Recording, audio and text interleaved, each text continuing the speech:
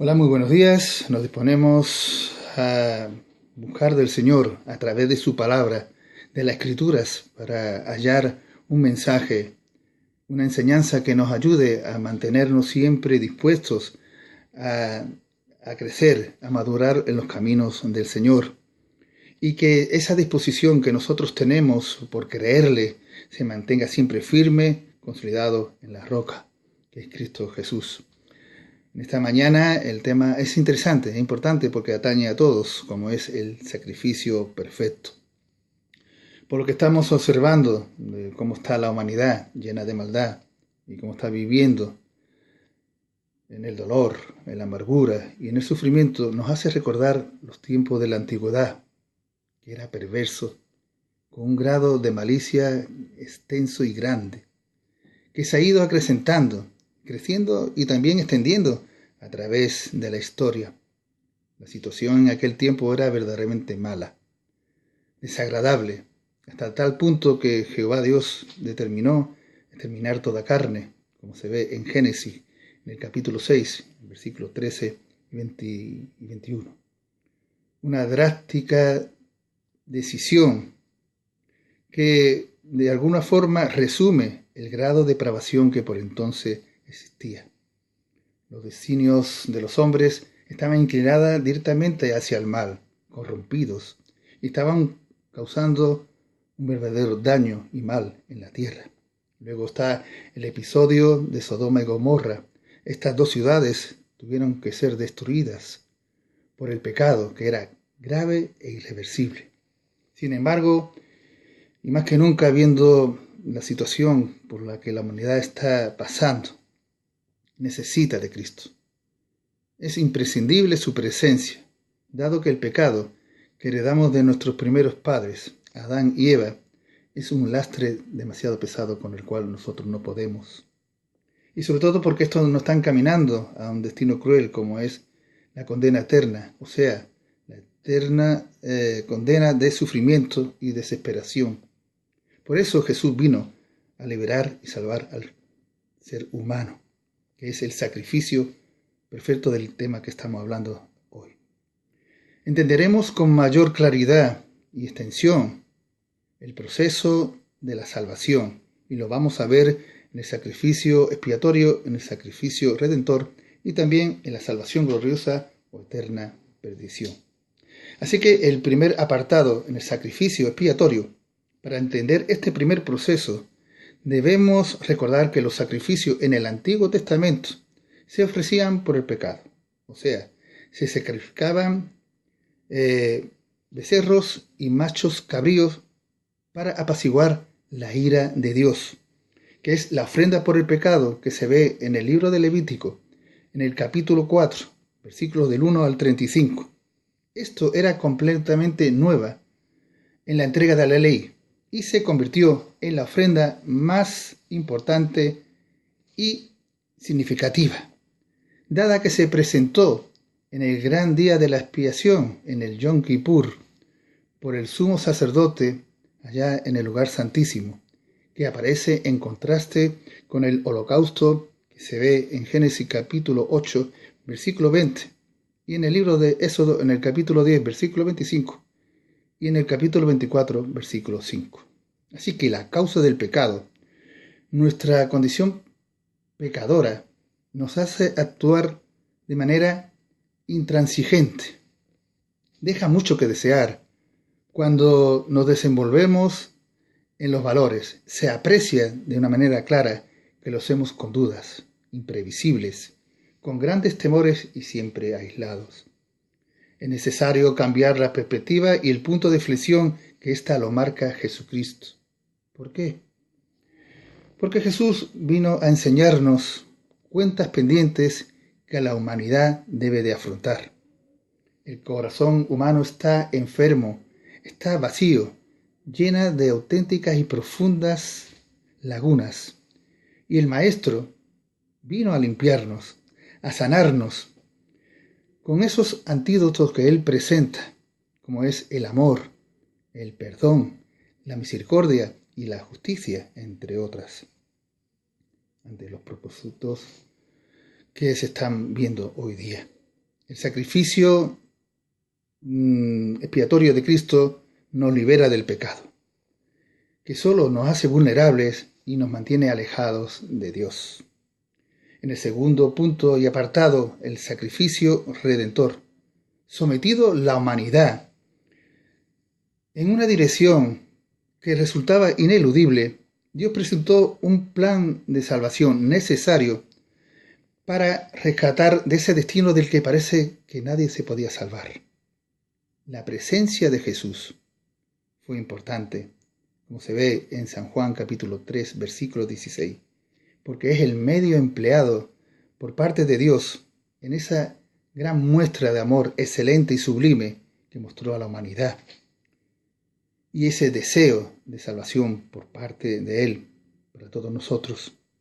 Jesús contribuyó al dar mayor amplitud al amor, al entregar su propia vida por todos nosotros, lo máximo, como se ve en San Juan capítulo 15, versículo 13. Él vertió su sangre para pagar un alto precio por nuestro rescate, como se ve en Hebreos en el capítulo 9, versículo 22, dando libertad, dándonos sanidad y perdonar todos nuestros delitos y pecados allá en la cruz. Ahora, por su gracia y por la misericordia de Dios, todos nosotros los que hemos creído en Jesús somos justificados, limpiados gracias al amor incondicional sin límites expresado por el Maestro. Y con ese derramamiento de su sangre, también nos demuestra que también es igual que la nuestra, roja. Que estamos, para decirnos que estamos igual de condición. Todos somos pecadores. Y eso se extiende a toda raza, lengua y nación. Y tenemos todos en común la muerte como herencia. En el tercer y último punto, hablando de la salvación gloriosa o eterna perdición, hemos observado las grandes diferencias que nos separan de Dios, que no puede ser reprobado ante las evidentes expectativas y la horrenda perspectiva en la que estamos todos nosotros, que nos espera si no aceptamos a Jesús. Porque todo lo que hagamos en esta vida tiene una repercusión allá en la eternidad. Pero hay una buena noticia en esta mañana. Hay esperanza en Cristo Jesús. La imagen de Jesús, allá en la cruz del Gólgota, extendiendo su mano, es una clara invitación para que todos nosotros volvamos a Dios. Por tanto, debemos considerar nuestra vida, nuestra situación, cómo estamos nosotros.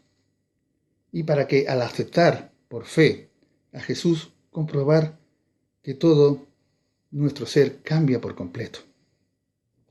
Su sacrificio valió la pena, por mí, por ti, por toda la humanidad, para que seamos libres de las cadenas de opresión que nos tiene el enemigo atados, sujetos, con sus mentiras, con sus excusas y justificaciones, y que nos hacen obviar la realidad en la que estamos, para que nosotros no nos acerquemos, que es su propósito, que no nos ocupemos de las cosas que Dios tiene para nuestras vidas, de sus promesas, que estemos pendientes de las cosas vanas y sobre todo que no atendamos a la verdad. Así que no permitas que el enemigo te enrede con sus astutas estrategias. Sé valiente, disponte para la lucha, batalla, como dice Primera de Timoteo en el capítulo 6, versículo del 12 al 17, cuando hablamos de la armadura de Dios, para resistir al diablo, del que sabemos sus artimañas y sus maquinaciones, como se ve en 2 de Corintios, capítulo 2, versículo 11. Finalizar diciendo que el sacrificio de Cristo deja varias razones de peso y que posee todas las cualidades requeridas. El primer punto es que el ser humano peca contra la santidad de Dios. Y en el segundo vamos a ir a la palabra de Dios y nos vamos a ir a Hebreos. En el capítulo 9, versículos 11 y 12, que dice así: pero estando ya presente Cristo, sumo sacerdote de los bienes venideros, por el más amplio y más perfecto tabernáculo, no hecho de manos, es decir, no de esta creación, y no por sangre de machos cabríos ni de becerros, sino por su propia sangre, entró una vez para siempre en el lugar santísimo, habiendo obtenido eterna redención. Y hay una clara diferencia, porque por entonces el sacrificio de los animales había que repetirse varias veces, pero el sacrificio de Cristo una vez para siempre. El tercer punto, independientemente de cualquier tiempo en que Dios utilizó en la historia, la sangre de Cristo podía retroceder hasta el primer pecador, que era Adán, y adelantarse al último. El cuarto, la muerte de Jesús abrió un camino libre a Dios. Y el quinto, solo Dios honró a Jesús con la victoria de la resurrección de su cuerpo. Su resurrección nos hace a todos deudores de su gracia. Todos hemos pecado y merecemos el juicio de Dios. El tiempo se está cortando y las posibilidades cada día son menores. Así que debemos atender al mensaje que de parte del Señor nos está mandando hoy día. Si no queremos vernos envueltos en un triste y lamentable final. A todo ello, la tentativa de Satanás seguirá y continuará como obstáculo. Sin Cristo, seguimos teniendo deberes. Primero, y importante como mensaje final, entrega a Jesús tus necesidades. Invítale a entrar en tu vida.